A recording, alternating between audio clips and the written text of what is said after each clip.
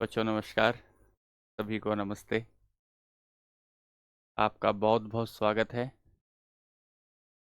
कैसे हाल चाल हैं आपके? उम्मीद करता हूं कि आप बहुत बेहतर होंगे।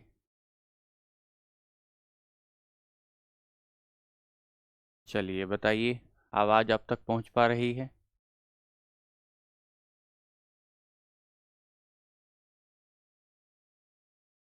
आप तक आवाज़ पहुंच पा रही है?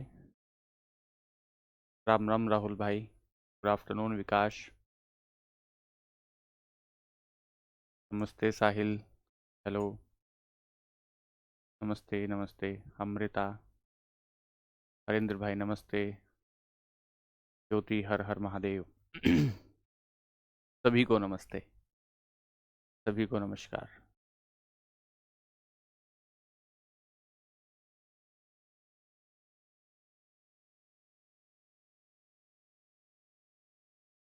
बताइए कैसे हैं आप?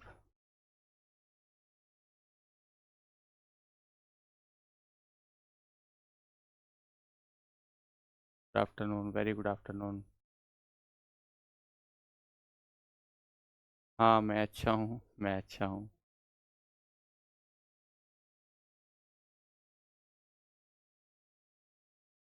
चलिए।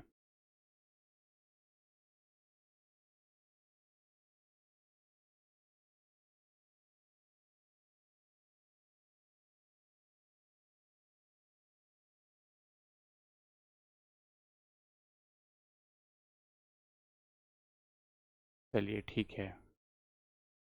1 मिनट बच्चों, आपसे एक बात करनी है। और आप एक बार कमेंट को रोकिए। एक बार कमेंट को रोकिए। और कमेंट को रोकने के बाद मेरी बात सुनिए। 2 मिनट आपसे एक बात करनी है। एक बार रुकिए आप लोग।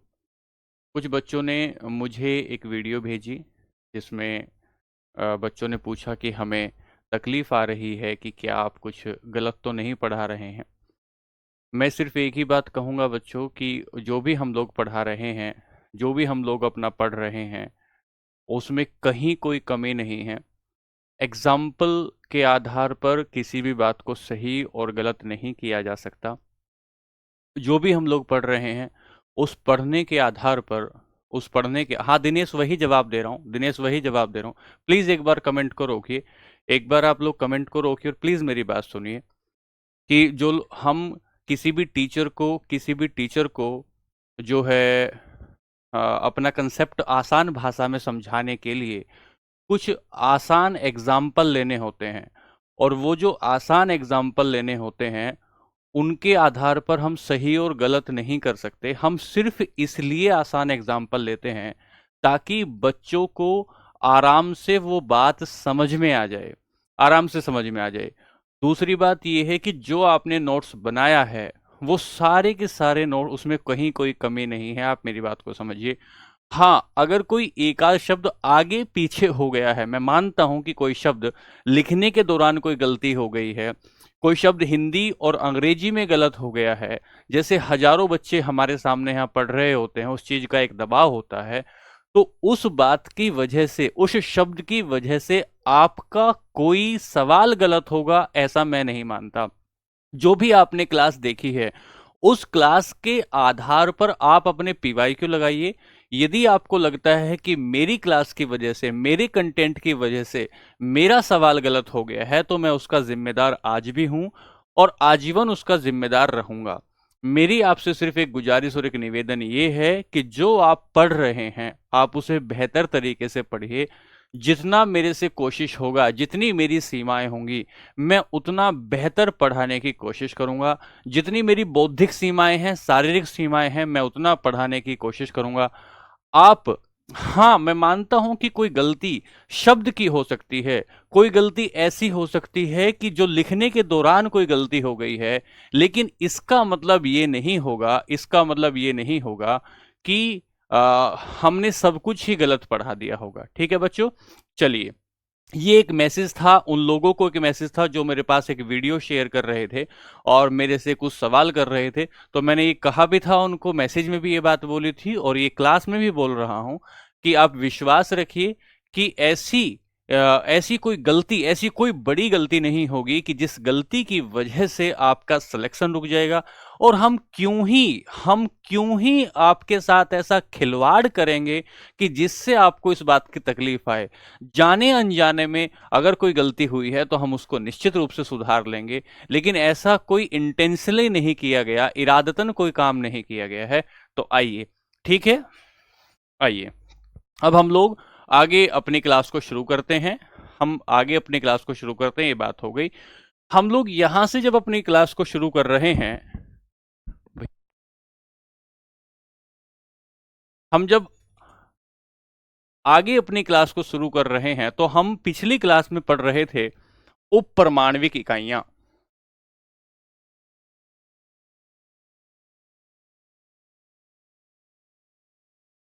उपपरमाण्विक इकाइयां मतलब सब एटॉमिक यूनिट हम लोग पढ़ रहे थे। जो बच्चों ने पिछली क्लास नहीं देखी है, उनमें कोई तकलीफ आ रही है, वो मेरी बात को ध्यान से समझें। सब एटॉमिक यूनिट का मतलब है कि एटम अपने आप में, परमाणु अपने आप में एक छोटा कण है, बहुत सूक्ष्म कण है। क्या उसके भीतर भी कोई और छोटा कण हो सकता है क्या? क्या परमाणु से छोटा भी, क्या परमाणु से छोटा भी कोई और कण हो सकता है? तो हां, परमाणु से छोटा भी कण हो सकते हैं। और जो परमाणु से अन्य छोटे छोटे कण हैं, परमाणु से जो अन्य छोटे छोटे कण हैं, उन्हें उप परमाणविक इकाइयां कह सकते हैं। और ये जो उप परमाणविक इकाइयां थी, इसमें पिछली क्लास में मैंने आपको इलेक्ट्रॉन पढ़ा दिया था कि हाँ, इलेक्ट्रॉन पे चार्ज कितना होता है, इलेक्ट्रॉन का द्रव्यमान कितना होता है, इलेक्ट्रॉन के घूमने का तरीका क्या होता है। इसके बाद हम इलेक्ट्रॉन से आगे बढ़े तो मैंने आपको प्रोटॉन पढ़ाया था, प्रोटॉन से आगे बढ़े तो मैंने आपको न्यूट्रॉन पढ़ाया था, और पिछली क्लास में होली से पहले हमने आपको पॉजिट्रॉन पढ़ाया था। और ये पढ़ाया था कि पॉजिट्रॉन जो होता है, वो पॉजिट्रॉन को ही एंटी इलेक्ट्रॉन कहते हैं, उस पॉजिट्रॉन को ही एंटी इलेक्ट्रॉन कहा जाता है। और ये जो एंटी इलेक्ट्रॉन है, ये जो एंटी इलेक्ट्रॉन है, पॉजिट्रॉन जो है, इसे एंटी इलेक्ट्रॉन इसलिए कहते हैं क्योंकि ये इलेक्ट्रॉन की दिशा के विपरीत दिशा में घूम रहा होता है। इस पर उतना ही चार्ज होगा, उतना ही आवेश होगा जितना आवेश इलेक्ट्रॉन पर होता है। इस पर उसका द्रव्यमान उतना ही होगा, मास उतना ही होगा जैसे जैसे जैसे इलेक्ट्रॉन का होता है। लेकिन क्योंकि इसके घूमने की दिशा इलेक्ट्रॉन के घूमने की दिशा के विपरीत होती है, इसी वजह से इसे एंटी इलेक्ट्रॉन कह रहे हैं। अब यहां से हम लोग आगे चल रहे हैं, यहां तक की बातें क्लास में डिस्कस हो चुकी थी, यहां से हम आगे चलते हैं। जैसे ही आप यहां से आगे चलोगे तो आपको एक शब्द मिलेगा, लिखे, नोट्स बनाए, न्यूट्रिनो। न्यूट्रिनो,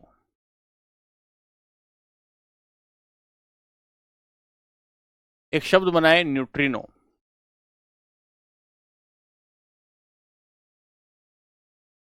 न्यूट्रिनो, न्यूट्रिनो लिखें ध्यान से, न्यूट्रिनो को लिखें। न्यूट्रिनो में हम क्या कहेंगे? इसे इसे घोस्ट पार्टिकल कहा जाता है। इसे घोस्ट पार्टिकल कहते हैं। सर, घोस्ट पार्टिकल, घोस्ट का मतलब होता है भूत। इसे घोस्ट पार्टिकल क्यों कह रहे हैं, इसके पीछे का क्या कारण है? इतना बारीक, इतना नन्हा होता है, इतना छोटा होता है, ना तो इसके ऊपर कोई द्रव्यमान होता है, कोई आवेश होता है ना तो इसके ऊपर, और ना ही इसका कोई मास होता है। ये इंटरेक्ट ही नहीं करता, ये किसी भी अन्य ऑब्जेक्ट से कोई अंतः क्रिया ही नहीं कर रहा होता। इसी वजह से ये हमारे शरीर के आर पार जा सकता है। पुरानी फिल्मों में आपने देखा होगा कि कोई भूत था, वो किसी आदमी के भीतर से ही निकल गया और उस व्यक्ति को पता ही नहीं चला कि ये हमारे भीतर से निकल गया है। जैसे भूत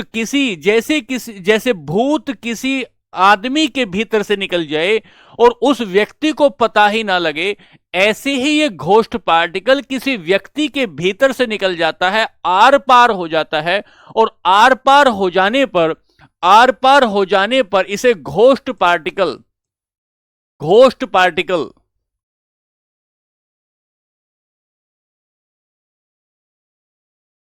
हिंदी में भी आप इसे भूत कण कह सकते हैं, लेकिन बेहतर होगा कि आप इसे घोस्ट पार्टिकल कहें। आदमी के आर पार हो जाता है, व्यक्ति के आर पार जब चला जाता है तो ऐसा लगता है कि ये अभी भी जब हम लोग यहां खड़े हुए हैं तो हमारे भीतर से हजारों पार्टिकल आ जा रहे होंगे। जो सूरज है, जब सूरज के भीतर रासायनिक प्रक्रियाएं, केमिकल रिएक्शन हो रही होती हैं, उससे लाखों अरबों की तादाद में ये पार्टिकल, ये छोटा कण उससे निकल रहा होता है। हमारे आसपास न जाने कितने ये घोस्ट पार्टिकल, न जाने कितने न्यूट्रिनो होते हैं। तो हम कहते हैं कि न्यूट्रिनो एक प्रकार का घोस्ट पार्टिकल होता है, इसे घोस्ट पार्टिकल कहते हैं। और लिखेंगे यह द्रव्यमान विहीन, यह द्रव्यमान तथा आवेश विहीन होता है। ऐसे लिख लें, छोटा हो जाएगा। द्रव्यमान तथा आवेश विहीन होता है। यह द्रव्यमान तथा आवेश विहीन होता है। यह द्रव्यमान तथा आवेश विहीन होता है। It is massless and neutral particle and electroneutral या न्यूट्रल पार्टिकल। यह द्रव्यमान विहीन तथा आवेश विहीन होता है। इसका कोई मास नहीं होता, और इस पर कोई चार्ज नहीं होता। जब इस पर कोई चार्ज नहीं होता है तो यह किसी भी दूसरे चार्ज के साथ, पॉजिटिव के साथ या नेगेटिव के साथ कोई क्रिया नहीं करेगा, कोई रिएक्शन नहीं करेगा। इसीलिए कह रहे हैं कि द्रव्यमान विहीन तथा आवेश विहीन होता है। एक बात तो यह हो गई। इसकी खोज जो की थी वो 1930 में सर पाउली ने की थी। इसकी खोज 1930 में, पूछा जाएगा पेपर में, यह सवाल पेपर में पूछा गया, ये वाली बात पेपर में पूछी गई है। इसकी खोज 1930 में सर पाउली ने की थी।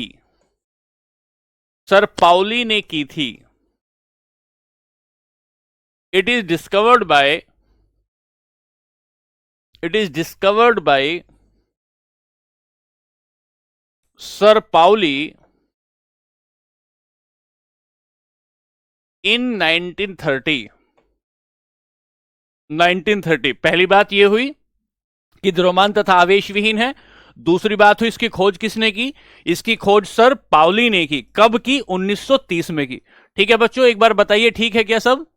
आवेश का मतलब होता है अंकुर, किसी भी कण के ऊपर वह पॉजिटिव ऊर्जा रखता है या वह नेगेटिव ऊर्जा रखता है, वो धनात्मक है या वो ऋणात्मक है, इसे आवेश कहते हैं। आगे जाकर छोटा सा एक चैप्टर आएगा तो मैं और बेहतर समझाऊंगा।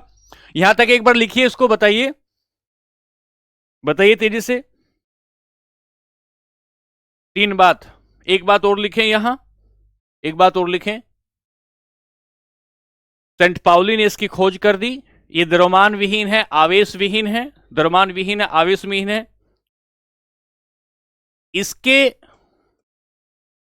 विपरीत कण को, इसके विपरीत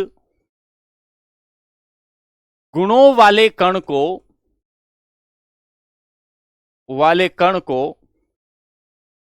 एंटी न्यूट्रिनो कहते हैं।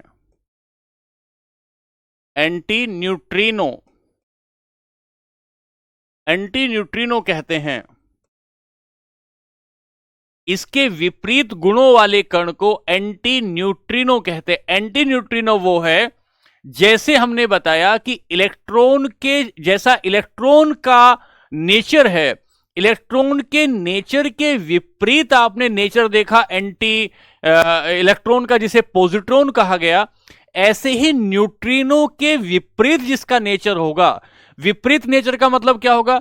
जिस दिशा में घूम रहे हैं न्यूट्रिनो, उसके विपरीत दिशा में घूम रहे हैं एंटी न्यूट्रिनो। एंटी न्यूट्रिनो उसके विपरीत दिशा में घूम रहे हैं, तो इसका मतलब इसका विपरीत गुण वाला कण जो होगा उसे एंटी न्यूट्रिनो कहते हैं। तो क्या लिखें?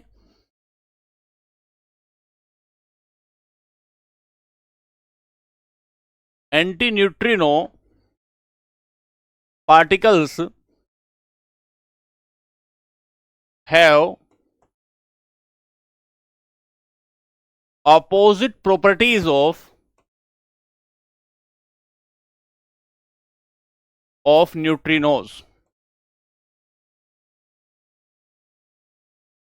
Of neutrino. दो बातें हो गई। तो क्या क्या बात हो गई? एक बात हमने देखी कि न्यूट्रिनो को घोष पार्टिकल कहते हैं। पहला सवाल यही आएगा कि घोष पार्टिकल किसे कहा जाता है, द्रव्यमान विहीन कण कौन सा है, आवेश विहीन कण कौन सा है, और इसकी खोज किसने कर दी, ये बात भी आपसे पूछे जाने की संभावना होगा। इसे आंखों से नहीं देख सकते, लेकिन हमारे चारों ओर बड़ी तादाद में इसे लिख सकते हो।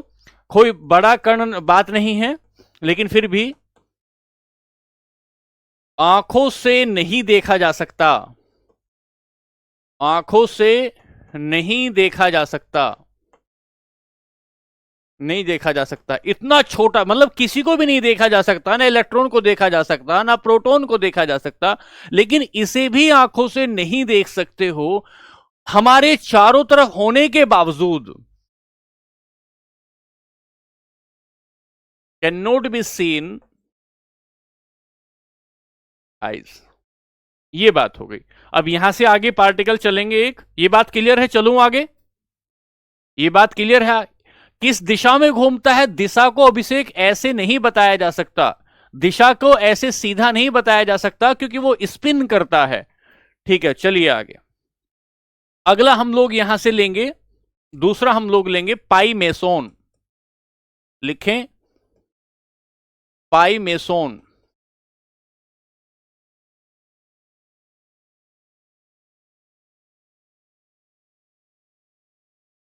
पाई मेसोन पार्टिकल, या पाई मेसोन कण, या पाई मेसोन पार्टिकल। पाई मेसोन कण या पाई मेसोन। नमीश भाई, मैं वीडियो की गलती के बारे में बता रहा हूं कि ऐसी कोई खास गलती नहीं है। एक गलती जो शब्द के आधार पर हुई है कि हमने वहां स्पेस की जगह, जहां स्पेस लिखा है वहां हिंदी में हमने बल लिख दिया है।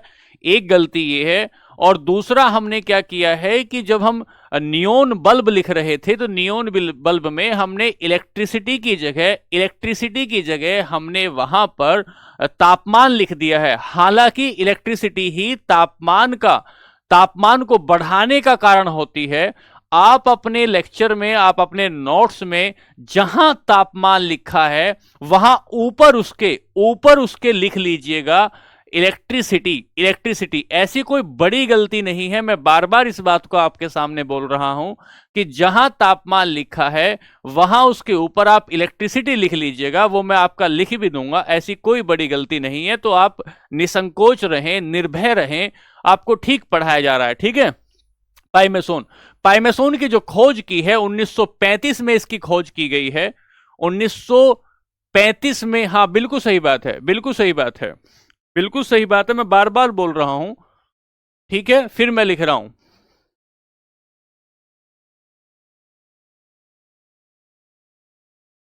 हाँ, कि कोई बच्चा कह रहा है कि सर आग, चूल्हे की आग को आपने पदार्थ कहा। भाई, मैंने चूल्हे की आग को पदार्थ कहा है, उसका मतलब यह है कि जो चूल्हे की आग है वो इतनी ज्यादा भड़कीली नहीं होती। चूल्हे की आग में धुआं भी होता है, कार्बन मोनोऑक्साइड भी होती है, कार्बन डाइऑक्साइड भी होती है। जब चूल्हे की आग जलती है तो उसमें नमी भी होती है। इसका मतलब चूल्हे की आग की तुलना हम लोग सूरज की आग से नहीं कर सकते कि भाई हम सूरज की आग की तुलना चूल्हे की आग से करेंगे। वो सामान्य बोलचाल की भाषा में आपको समझाने के लिए कहा गया है। ठीक है, चलो पाई मेसोन लिखें। अब इस पर चर्चा ना करें, हम इसको लिखेंगे पाई मेसोन। इसकी खोज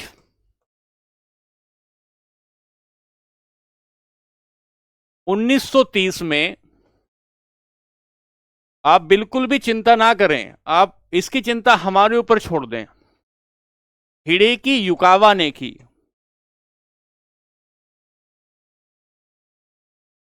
इसकी खोज लिखें 1935 में। देखिए मेरा ध्यान आप मत भटकाइए, आप हमें पढ़ने पर अपना काम करना है, ये तो सब चलता ही रहता है, आप अपनी पढ़ाई पर गौर दें। 1935 में हिडेकी युकावा ने की, हिडेकी युकावा ने की। चलिए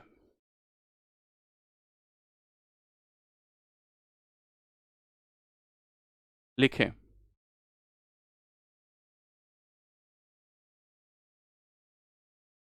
डिस्कवर्ड बाय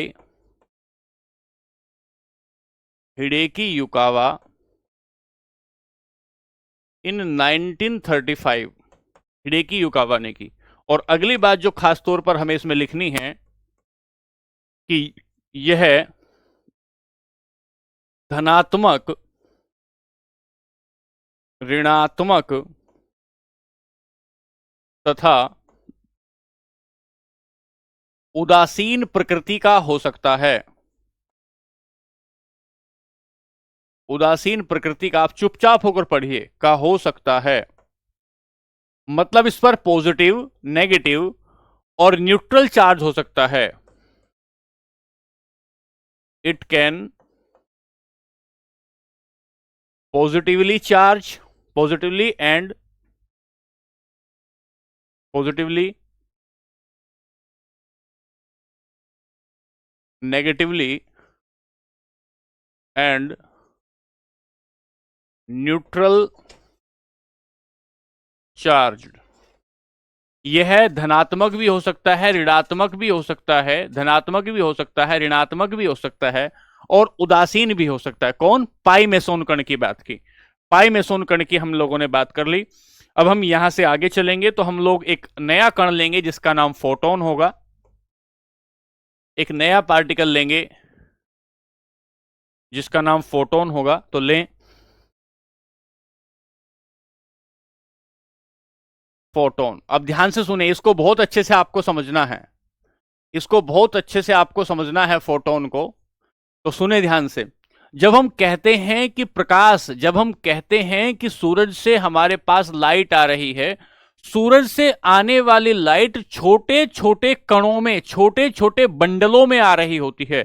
मान लीजिए जैसे लकड़ी का एक बंडल होता है ना, उसके भीतर छोटी छोटी छोटी छोटी लकड़ियां एक जगह, उदासीन का मतलब जिस पर कोई चार्ज नहीं होता साहिल, लकड़ी का जो बंडल होता है जिस पर छोटी छोटी लकड़ियां आपने एक जगह इकट्ठा करके बांध रखी हैं, ऐसे ही सूरज से जब हमारे पास लाइट आती है तो वो भी छोटे छोटे बंडलों में आती है। सूरज की जो लाइट है, उसे इलेक्ट्रोमैग्नेटिक वेव कहते हैं, या उस रूप में वो आती है, विद्युत चुंबकीय तरंगों के रूप में आती है, और वो छोटे छोटे छोटे छोटे पार्टिकल से मिलकर बना होता है। तो हम कहते हैं कि प्रकाश जो होता है, प्रकाश जो होता है, प्रकाश छोटे छोटे बंडलों से मिलकर बना होता है। उन बंडलों को हम क्या कहते हैं? उन बंडलों को हम क्या कहते हैं? उन बंडलों को हम लोग फोटोन कहते हैं। हाँ, फोटोन को पार्टिकल, कई जगह पे फोटोन को पार्टिकल लिखा गया है और कई जगह पर फोटोन को तरंग लिखा गया है, इसलिए हम इसको लिख रहे हैं। लिखें फोटोन, लिखें फोटोन के बारे में लिखें, लिखें फोटोन ऊर्जा के छोटे छोटे बंडल को कहते हैं। ऊर्जा के छोटे छोटे बंडलों को कहते हैं। बंडलों को फोटोन कहा जाता है, फोटोन कहा जाता है। Small bundles of energy, energy. तो सूरज से आने वाली जो किरणें होती हैं, सूरज से आने वाली जो किरणें होती हैं, या सूरज से आने वाला जो प्रकाश होता है, वो छोटे छोटे एनर्जी के बंडलों में आता है। उन एनर्जी के बंडलों को हम क्या कहते हैं? फोटोन कहते हैं। उन एनर्जी के बंडलों को हम क्या कहेंगे? फोटोन कहेंगे। जब फोटोन आपस में टकराता है, बात समझ में आ रही है आपको? एक और ले लेते हैं हिग्स बोसोन, इतना ही लिखिए इसके बारे में। एक और लेते हैं हिग्स बोसोन।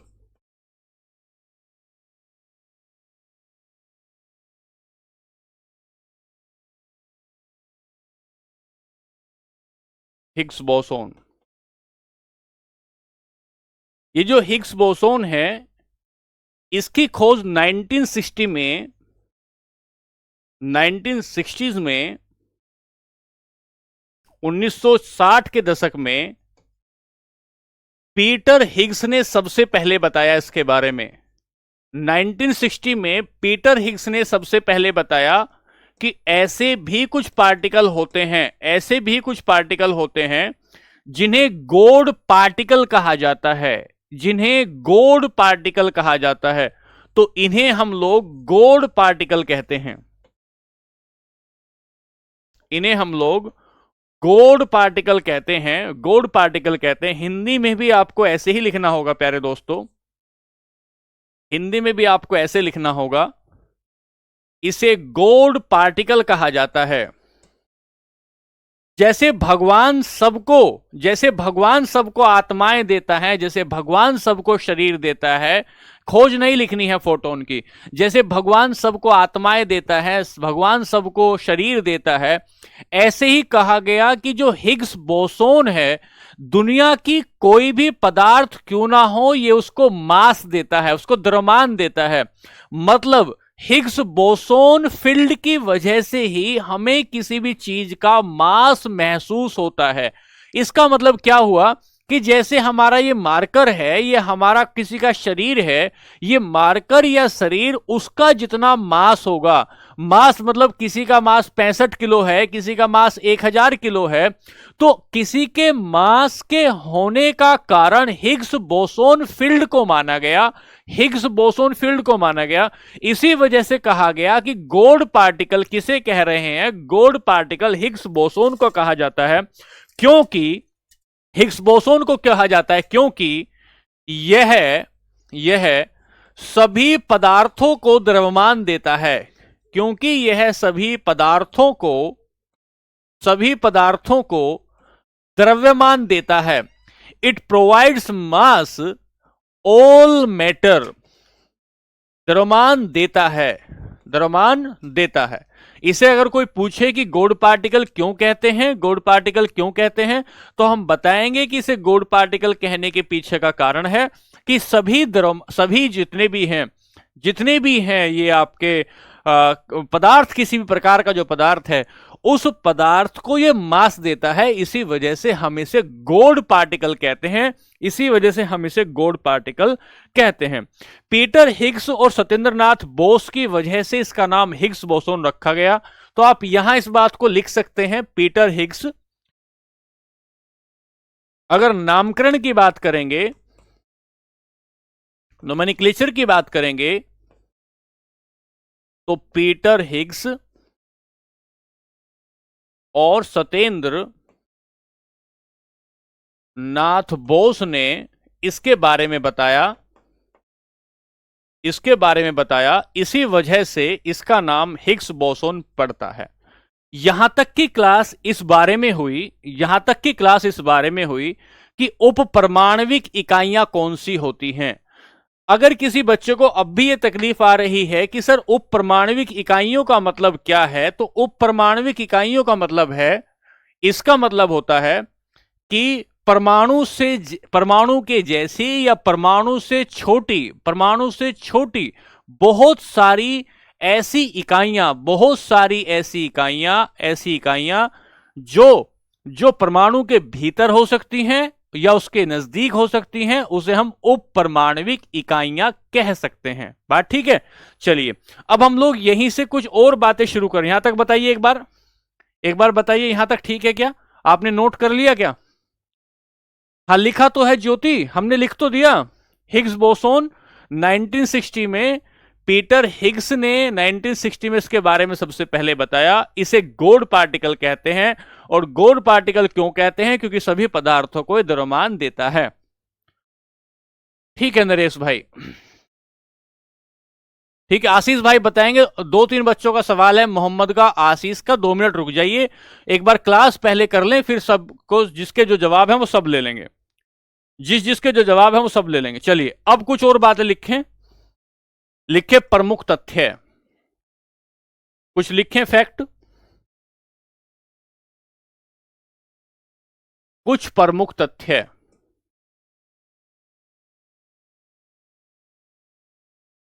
कुछ प्रमुख तथ्य थोड़ा मोटा कर लेते हैं। Some important points. लिखिए लिखिए। पहला, परमाणु की त्रिज्या कितनी होती है? पहला, अगर पेपर में डायरेक्ट सवाल आए, परमाणु की त्रिज्या, परमाणु की त्रिज्या, रेडियस ऑफ एटम, परमाणु की त्रिज्या कितनी होती है, रेडियस ऑफ एटम कितना होता है, तो 10 की पावर, लिखिए लिखिए, हाँ ठीक है, समझ में रहे हैं, 10 की पावर -10 एंगस्ट्रॉम, 10 की पावर -10 एंगस्ट्रॉम,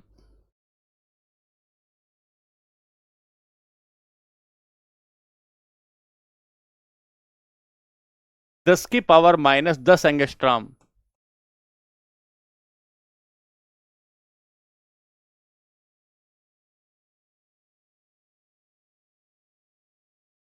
परमाणु की त्रिज्या कितनी होती है?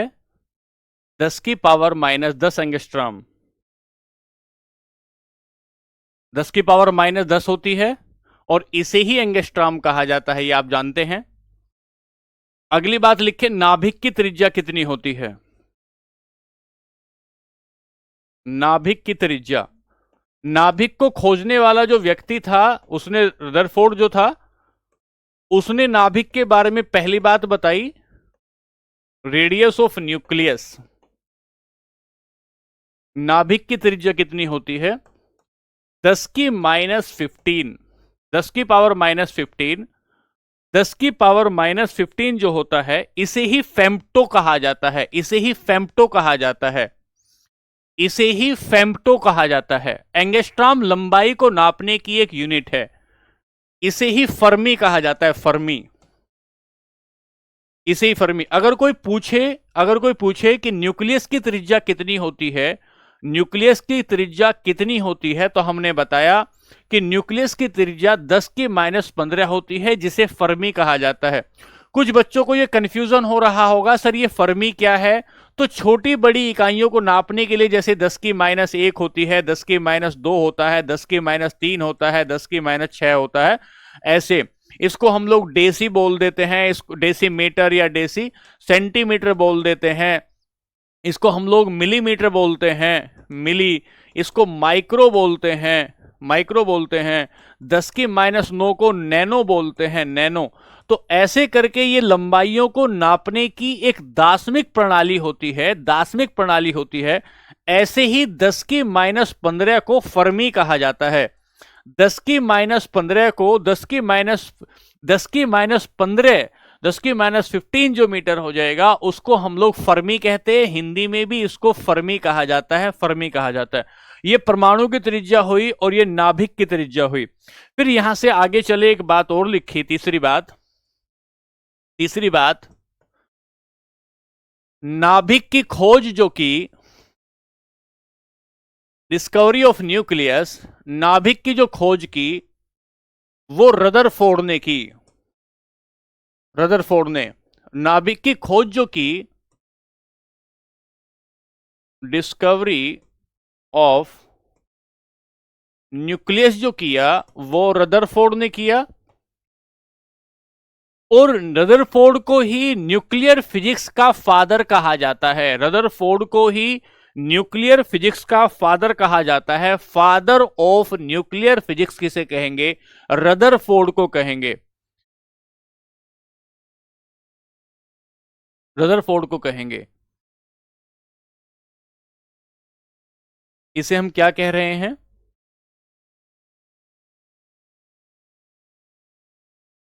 फादर ऑफ न्यूक्लियर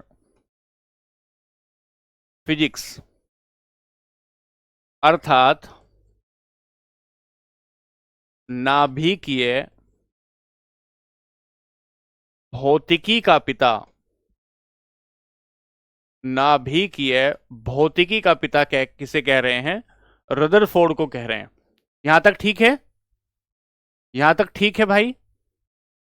हाँ, सबका कमेंट मुझे दिख रहा है भाई, सबका कमेंट मुझे दिख रहा है, चिंता ना करें। अगली बात चलते हैं, यहां से आगे चलते हैं, एक पॉइंट और लेंगे, इसी में एक पॉइंट और लेंगे। चौथी बात, हमारी चैप्टर क्या चल रहा है, ये चैप्टर है उपपरमाणविक इकाइयां, और उसमें हम लोग एक हेडिंग लगाए हैं, और उस हेडिंग का नाम है कुछ प्रमुख तथ्य। कुछ प्रमुख तथ्य हम देख रहे हैं, ठीक है। यहां से आगे चले, वो पूरा पीछे लिखवाया गया है, कब खोज की थी, किसने खोज की थी, किस तरीके से खोज की थी, वो सारी बातें लिखवाई गई है। एक बार बता दीजिए सब ठीक चल रहा है तो प्लीज एक बार बता दीजिए, फिर यहां से आगे चलेंगे। यहां से आगे चलेंगे तो एक हम लोग एक हेडिंग बना लेंगे, नाभिक का स्थायित्व। एक हेडिंग बनाएंगे, नाभिक का स्थायित्व, stability of nucleus, stability of nucleus. ठीक है, ठीक है, बहुत बढ़िया। पढ़ाएंगे, थोड़ा फास्ट पढ़ाएंगे, थोड़ा रुकिए, बेसिक पूरा हो जाने दीजिए, फिर चिंता ना करें। आप चिंता ना करें, बेसिक को पूरा होने दीजिए, बेसिक को। Stability of nucleus. बच्चों आप उसकी चिंता ना करें, फास्ट की और धीमे की आप चिंता ना करें। आप सिर्फ इस बात की चिंता करें कि आपको समझ में आ रहा है कि नहीं आ रहा। आप सुनो ध्यान से, सुनो ध्यान से। अब मैं आपको ये बात बताने की कोशिश कर रहा हूं, हाँ ठीक है, बता देंगे अनु। मैं आपको ये बताने की कोशिश कर रहा हूं कि ये जो आपका कोई एटम होता है, ये जो आपका कोई परमाणु है, एटम जो है ये, इस एटम के भीतर कोई नाभिक होगा। एटम के भीतर नाभिक होता है, न्यूक्लियस होता है, और इस न्यूक्लियस के भीतर, इस एटम कहेंगे, इस न्यूक्लियस के भीतर प्रोटॉन और इस न्यूक्लियस के भीतर प्रोटॉन और न्यूट्रॉन होते हैं। इस न्यूक्लियस के भीतर प्रोटॉन और न्यूट्रॉन होते हैं। बात ध्यान से सुनिए, इस न्यूक्लियस के भीतर प्रोटॉन और न्यूट्रॉन होते हैं। अगर प्रोटॉन और न्यूट्रॉन का अनुपात 1:1 है, ध्यान से सुनिए, कि यदि इस नाभिक के भीतर 3 हमने प्रोटॉन बनाए और 3 हमने इलेक्ट्रॉन बनाया, इसका मतलब हुआ कि ये जो अनुपात हुआ ये 1:1 है। यदि किसी भी परमाणु के भीतर जो न्यूक्लियस है, उस न्यूक्लियस में प्रोटॉन और न्यूट्रॉन का रेशियो 1:1 है, तो इसका मतलब यह है ये सबसे ज्यादा स्थायी है, ये सबसे ज्यादा स्थायी है, ये सबसे ज्यादा स्थायी है। स्थायी होने का मतलब क्या है? अपने से फूटेगा नहीं, अपने से टूटेगा नहीं, इसका ऑटोमेटिकली डिके नहीं होगा। अगर इसका प्रोटॉन का, न्यूट्रॉन का और प्रोटॉन का अनुपात 1:1 हो जाता है, 1:1 हो जाता है, तो इसका मतलब यह है अब इसके भीतर अनस्टेबिलिटी आनी शुरू हो गई है। ऐसा मान के चलिए कि अगर ऐसा मान के चलेंगे कि हम माने कि 1.5 यहां पर 3 है, यहां पर 3 आ गए हैं, और यहां आ गया है, यहां 6 मान लीजिए, यहां 6 है और यहां पर 2 है, यहां पर 2 है। तो जब आप इसका ये अनुपात लेंगे, अगर ये भी अनुपात ले सकते हैं आप, लेकिन मैं मान के चल रहा हूं कि अगर आप इसे 1:1 के अनुपात में लेंगे, तो इसका मतलब ये होगा कि ये नाभिक जो होगा सबसे ज्यादा अनस्टेबल हो जाएगा। सबसे ज्यादा अनस्टेबल का मतलब होता है कि इसमें रेडियो एक्टिव गुण पाए जाएंगे। तो हम लिखे ध्यान से, लिखे ध्यान से, नाभिक का हेडिंग डाले, नाभिक का स्थायित्व। मैं दोबारा बताऊंगा, चिंता ना करो। नाभिक का स्थायित्व लिखें, यह नाभिक के भीतर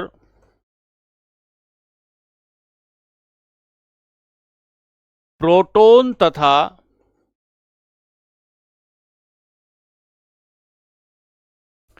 न्यूट्रॉन की संख्या के अनुपात पर निर्भर करता है, कि संख्या के अनुपात पर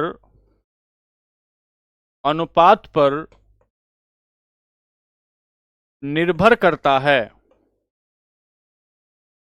निर्भर करता है, 1:1 में निर्भर करता है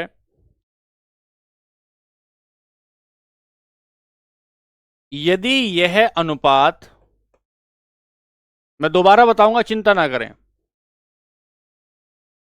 1:1 है तो तो नाभिक सर्वाधिक स्थायी है। नाभिक सर्वाधिक स्थायी है। नाभिक सर्वाधिक स्थायी, अभी अंग्रेजी में लिखूंगा, सर्वाधिक स्थायी है। और यदि यदि इसका अनुपात, हां बिल्कुल सही बात है जानसी, यदि इसका अनुपात, मैं फिर से बताता हूं एक बार, हम लोग पढ़ रहे हैं नाभिक का स्थायित्व, मतलब कौन नाभिक कितना ज्यादा स्टेबल होगा और कितना ज्यादा अनस्टेबल होगा। जब हम स्टेबल और अनस्टेबल की बात कर रहे हैं, इसका मतलब कौन सा नाभिक अपने आप फूट जाएगा, कौन सा नाभिक अपने आप फूट जाएगा और कौन सा बंधा रहेगा। इसको आप ऐसा मान के चलिए कि मम्मी ने एक लड्डू बनाया है, बूरा का और मावे का एक लड्डू बनाया है। अगर उसमें उसमें मावे की संख्या, मावे की जो मात्रा है अगर कम रख दी गई है, तो ऐसे आपका लड्डू ऐसे फूट जाएगा, बिखर जाएगा। लेकिन यदि उसमें मावे की, खोवे की मात्रा ज्यादा रख दी गई है, तो वो चिपक कर रहेगा, चिपक कर रहेगा और वो लड्डू टूटेगा नहीं, लड्डू टूटेगा नहीं। तो लड्डू की स्टेबिलिटी किस बात पर निर्भर करी? लड्डू की स्टेबिलिटी इस बात पर निर्भर करी कि उसमें घी कितना है, उसमें मावा कितना है, मतलब खोवा कितना है। लेकिन अगर हम ये कहें कि आप लड्डू को बिखरना नहीं चाहते, आप लड्डू को बिखरना नहीं चाहते, टूटना नहीं चाहते, इसका मतलब यह है कि उसके भीतर मावे की संख्या, घी की मात्रा, मावे की मात्रा ज्यादा है। इसका मतलब यह होता है कि अगर नाभिक के भीतर, न्यूक्लियस के भीतर एक ही इलेक्ट्रॉन है, एक ही प्रोटॉन है, सबसे ज्यादा स्टेबल एटम माना जाएगा। क्यों माना जाएगा? क्योंकि प्रोटॉन के ऊपर पॉजिटिव चार्ज होता है, न्यूट्रॉन के ऊपर कोई चार्ज नहीं होता। और जैसे जैसे प्रोटॉनों की संख्या बढ़ती जाएगी, तो प्रोटॉनों की संख्या बढ़ने पर प्रोटॉन पॉजिटिव और दूसरा पॉजिटिव चार्ज एक दूसरे को रिपील करेगा, एक दूसरे को प्रतिकर्षित करेगा। और जब एक दूसरे को प्रतिकर्षित करता है, एक दूसरे को रिपील करता है, तो नाभिक के टूटने की जो है संभावना बढ़ जाती है। इसीलिए यह कहा जाता है कि अगर यह अनुपात 1.5:1 है, तो यह इससे ऊपर होने पर नाभिक ज्यादा अनस्टेबल हो जाएगा। यह कितना होना चाहिए आदर्श स्थिति में? यह होना चाहिए 1:1। अब बताइए, यदि यह अनुपात 1:1 होता है, तो नाभिक सर्वाधिक स्थायी होता है। पहले अंग्रेजी, नाभिक सर्वाधिक स्थायी होता है, यहां तक बताइए। अब बताइए, सर्वाधिक स्थायी होता है, सर्वाधिक स्थायी होता है, लेकिन लेकिन 1:1 होने पर नाभिक रेडियो एक्टिव हो जाता है।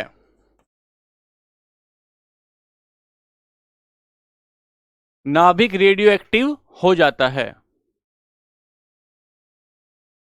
बताओ तो समझ में आया कि नहीं?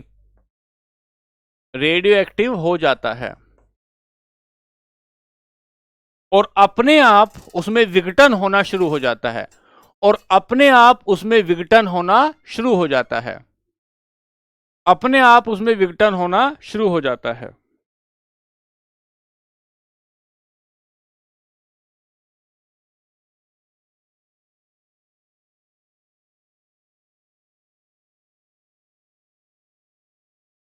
छह, या विघटन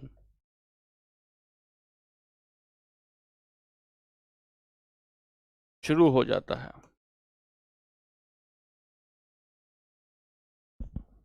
ठीक है, अब लिखते हैं इसको अंग्रेजी में।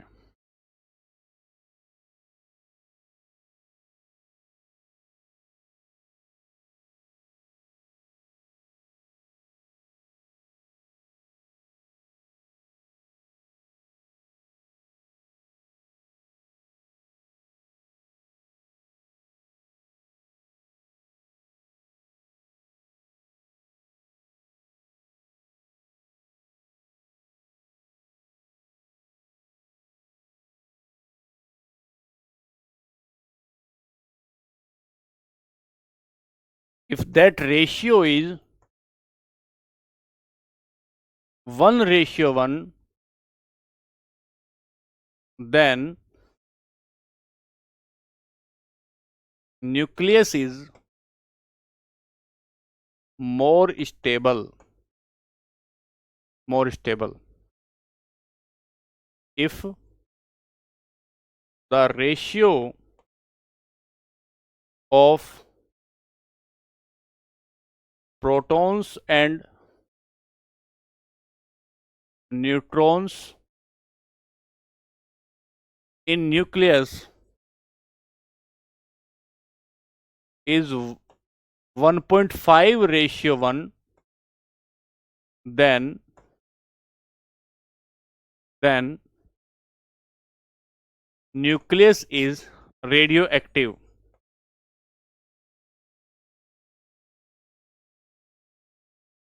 Nucleus became radioactive.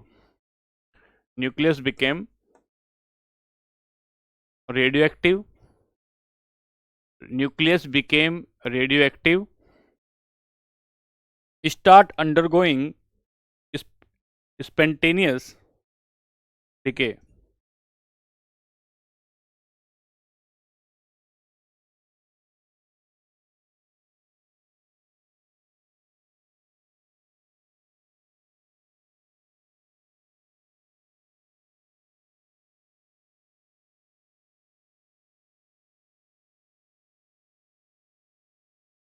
छोटी सी बात आपको ये समझनी है, छोटी सी बात सिर्फ आपको इसमें इतनी सी समझनी है, बहुत छोटी बात, कि अगर अगर न्यूक्लियस के भीतर प्रोटॉन और न्यूट्रॉन की संख्या बराबर बराबर है, नाभिक को आप किसी घर की तरह समझिए कि उसमें दो लड़कियां हैं, दो लड़के हैं, बराबर बराबर मात्रा में हैं, बराबर बराबर मात्रा में आप आपस में खेल रहे हैं, कूद रहे हैं, कोई बहस नहीं कर रहे हैं, किसी प्रकार का एक दूसरे पर कोई डोमिनेशन नहीं कर रहे हैं। लेकिन अगर न्यूट्रॉन की संख्या बढ़ गई, मान लेते हैं लड़कों की संख्या बढ़ गई, तो उसमें क्या होता है, उसमें वो डोमिनेट करना शुरू कर देंगे, और डोमिनेट करने की वजह से उनमें अस्थायित्व आ जाएगा, घर में हल्ला गुल्ला मच जाएगा। तो हम ये बता रहे हैं आपको, सिर्फ हमने इतना बताया मेरे भाई कि प्रोटॉन और इलेक्ट्रॉन का जो रेशियो है, अगर वो 1:1 होता है, तो वो जो न्यूक्लियस होगा वो सबसे ज्यादा स्टेबल होगा। और यदि न्यूक्लियस में न्यूट्रॉन की संख्या 1.5 बन जाती है और इलेक्ट्रॉन की संख्या उसकी तुलना में 1 हो जाती है, तो ये उतना स्टेबल नहीं रहता है। आगे जाकर आप इसे और बेहतर तरीके से भी समझेंगे, ठीक है। यहां से सवाल आने की संभावना होगी, वो जब पीवाईक्यू कराऊंगा तो आप इसको बेहतर तरीके से समझेंगे। लिखें, एक बात यहीं और लिखें, इसी वजह से जिन तत्वों का परमाणु क्रमांक कल की क्लास में आएगा, जिन तत्वों का परमाणु क्रमांक 82 से अधिक होता है,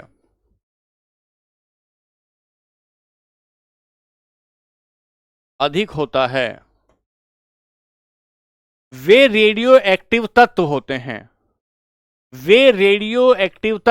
हैं। जब पूरा चैप्टर कंप्लीट हो जाएगा तो पीवाईक्यू आएंगे, जैसे ही पूरा चैप्टर कंप्लीट होगा तो पीवाईक्यू आएंगे। इसी वजह से जिन तत्वों का परमाणु क्रमांक 82 से अधिक होता है, उनमें रेडियो सक्रियता का गुण पाया जाता है। रेडियो सक्रियता का गुण पाया जाता है।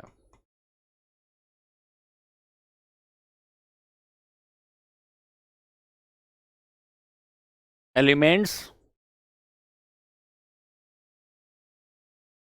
those have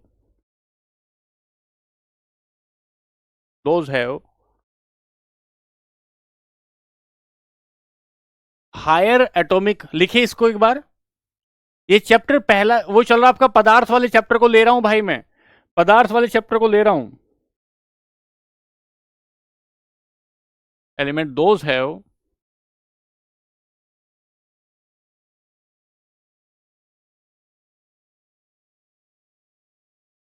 atomic number higher than 82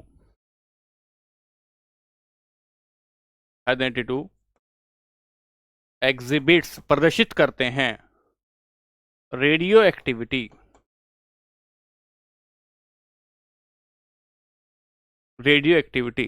जैसे आप यूरेनियम का एग्जाम्पल ले सकते हैं, जैसे आप किसका एग्जाम्पल लेंगे, यूरेनियम का एग्जाम्पल ले सकते हैं। यूरेनियम 92 होता है, यूरेनियम 92 होता है, तो उसमें रेडियो एक्टिविटी पाई जाती है। अब एक बार मैं पीछे चलता हूं और देखो तो आज की क्लास में हमने क्या पढ़ाने की कोशिश की है। हमने आपको कुछ बातें बताने की कोशिश की। हमारा जो चैप्टर चल बताएंगे दुर्गेश भाई, रेडियो एक्टिविटी का मतलब होता है कि कोई भी एटम अपने आप ही टूटने लगता है, कोई भी एटम अपने आप ही टूटने लगता है। अपने आप टूटने का मतलब है कि उसके भीतर अनस्टेबिलिटी होती है, उसके भीतर अस्थायित्व होता है, अस्थायित्व होता है। ठीक है, मैं सबके कमेंट देख रहा हूं भाई, सुनो ध्यान से। अब हम ये हमारा ये चैप्टर चल रहा था, एक बार सुनो ध्यान से। इसमें हमने आज पढ़ा कि न्यूट्रिनो, हम लोग उप परमाणविक इकाइयों को पढ़ रहे थे, सब एटॉमिक यूनिट को पढ़ रहे थे। उप परमाणविक इकाइयों पढ़ने में हमने पहला को इसमें एक आज हमने एक कण देखा जिसे आपने न्यूट्रिनो कहा, इसे घोस्ट पार्टिकल कहते हैं। घोस्ट पार्टिकल का मतलब होता है किसी शरीर से आस पास, ये जो है कि शरीर से ये आर पार हो जाते हैं, ये दिखाई नहीं देते हैं, द्रव्यमान भी इसमें नहीं होता, आवेश भी इसमें नहीं होता है। फिर इससे आगे बढ़े हैं तो यहां से देखने के बाद हम मिले पाइमेसोन, पाइमेसोन से आगे बढ़े फोटोन, उसके बाद हमने हिग्स बोसोन देखा। कुछ प्रमुख फैक्ट हमने देखने की कोशिश की कि पेपर में आ जाए तो परमाणु की त्रिज्या होती है, क्योंकि ऐसा सवाल पिछली परीक्षाओं में आपसे पूछा गया, नाभिक की त्रिज्या कितनी होती है, नाभिक की खोज किसने की है, न्यूक्लियर फिजिक्स का फादर किसे कहा जाता है, नाभिक का स्थायित्व के बारे में आज हमने बात की कि कितना अगर रेशियो हो, नाभिक का जो स्थायित्व हमने कहा उसमें अगर प्रोटॉन और इलेक्ट्रॉन का रेशियो अगर 1:1 होता है तो इसका मतलब होता है सबसे ज्यादा स्टेबल न्यूक्लियस होगा। और यदि इससे 1.5:1 का उसमें रेशियो आता है तो इसका मतलब होता है कि उसका रेशियो जो वो उसमें रेडियो एक्टिविटी आ जाएगी, वो खुद ब खुद डिके होने का गुण रखता है। ठीक है मोहित मेवाल, ये आपकी चिंता नहीं है, ये मेरी चिंता है कि कब तक कंप्लीट करना है, आपकी चिंता है कि आपको रिवीजन करना है। आशीष भाई, पिछली क्लास छूट गई है तो उसको रिवीजन करो। अच्छा अनीस भाई और अच्छे से क्लास पढ़ाएंगे, ठीक है, बहुत अच्छे से पढ़ाने की कोशिश करेंगे। केमिस्ट्री कब खत्म होगा, अभी तो शुरुआत हुआ है, केमिस्ट्री की 1 यूनिट हुई है भाई, 1 यूनिट हुई है। पायस क्या होता है, एमल्सन को पायस कहते हैं। एमल्सन का मतलब होता है जैसे एक तरह का विलियन है, जब पानी के ऊपर तेल फेंक देते हैं तो उसे एमल्सन कहते हैं, जो घुल नहीं पाता पूरे तरीके से, जो घुल नहीं पाता है। ठीक है, हाँ रिवीजन कराएं पहले इसको, कंप्लीट कराने के बाद आपको पहले हम लोग जो है इसके पीवाईक्यू कराएंगे, और पीवाईक्यू कराने के बाद तब अगली बात पर चलेंगे। ठीक है, हाँ बताइए।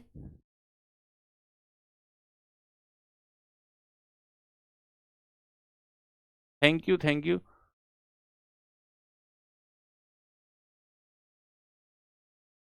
चलिए ठीक है, ठीक है, फिर किसी का कोई सवाल होगा तो वो टेलीग्राम पे पूछ लीजिएगा और हम लोग फिर वहां उसको जवाब देंगे, निश्चित रूप से जवाब देंगे। ठीक है, मैडम क्यूरी ने रेडियो एक्टिविटी की खोज की थी, उनके हस्बैंड थे और वो थे। ठीक है, चलिए आज के लिए नमस्ते, खुश रहिए, आनंदित रहिए, खूब पढ़ाई करिए, नमस्कार, नमस्ते।